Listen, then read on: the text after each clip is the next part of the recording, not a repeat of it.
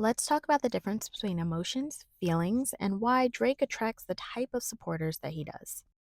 If this is your first time seeing me, hello, my name is Brittany, and I decode all things power and influence through the lens of entertainment. Do you know the difference between emotions and feelings? Because very often we use them interchangeably, but there's a huge difference.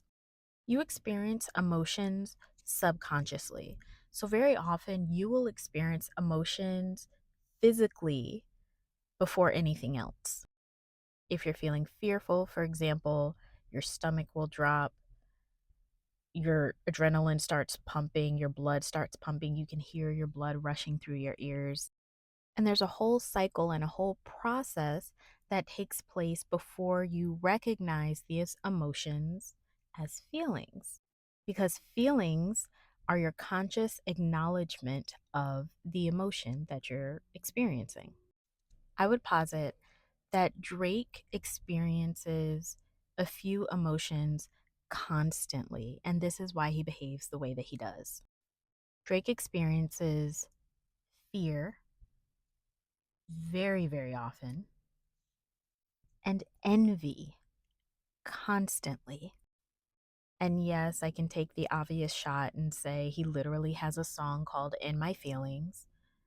I could also state the fact that he's a Scorpio, an October Scorpio, which is, if you know, you know.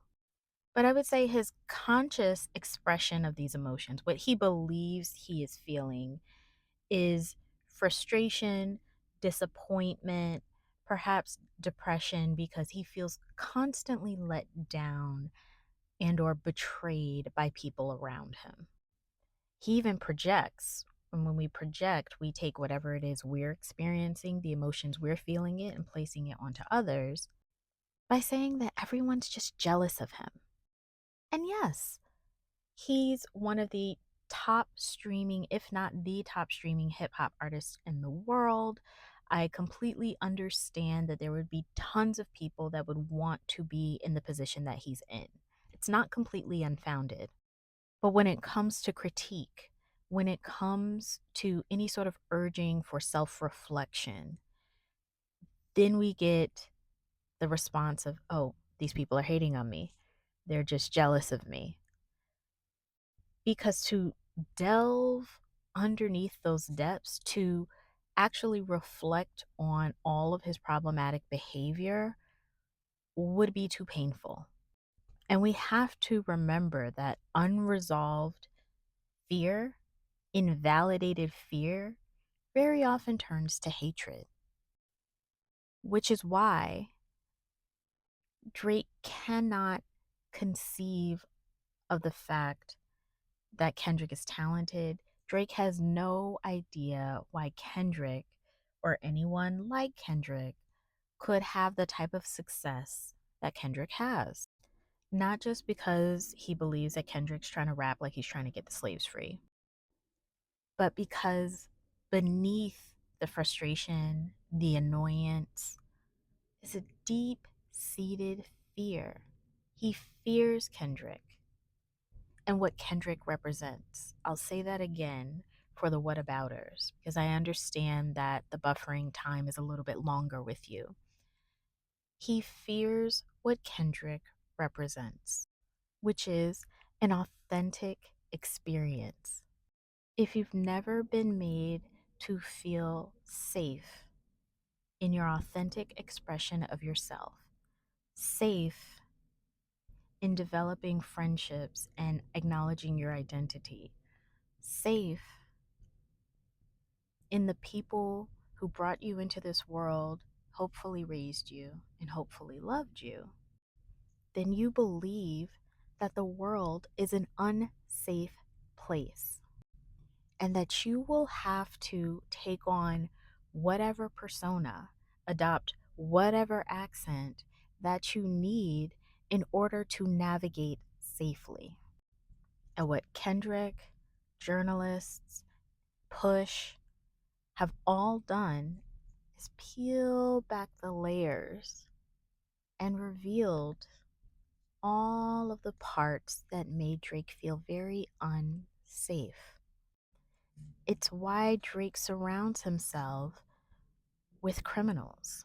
Now, again, high correlation, right? People who come from certain neighborhoods are going to naturally and regularly interact with people who've been on the other side of the law. But stay with me here.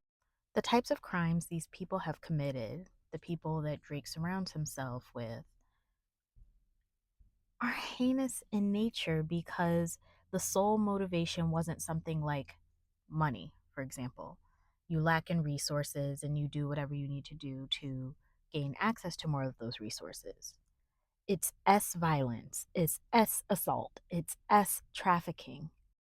There's a deviant need to assert dominance over and power over people that you perceive to be lesser than you. And I believe he does so because he is very fearful and hopes that if he surrounds himself with dangerous people, that he himself will kind of, by osmosis, absorb some of that danger and he himself will become dangerous. And while at this point, I think the person that he's most dangerous to is any girl under 18, I do think that this presents a challenge generally. So, what can we learn from Drake? Because there's so many lessons there. First is to understand the difference between an emotion and a feeling. Next, name the thing. When you notice that you start to feel upset, when you notice that maybe you're getting jittery, maybe your stomach is dropping, do your best to identify that emotion. Examine your environment and figure out what is happening to make you feel that way. Watching this TikTok, you may become upset. You may become incensed by my take on Drake. And while I understand why, I understand that it's difficult to receive or hear any sort of criticism over a celebrity that you love or a celebrity that may make you feel seen. The question you should ask is, what's making me feel afraid too? Have the day you deserve. Bye.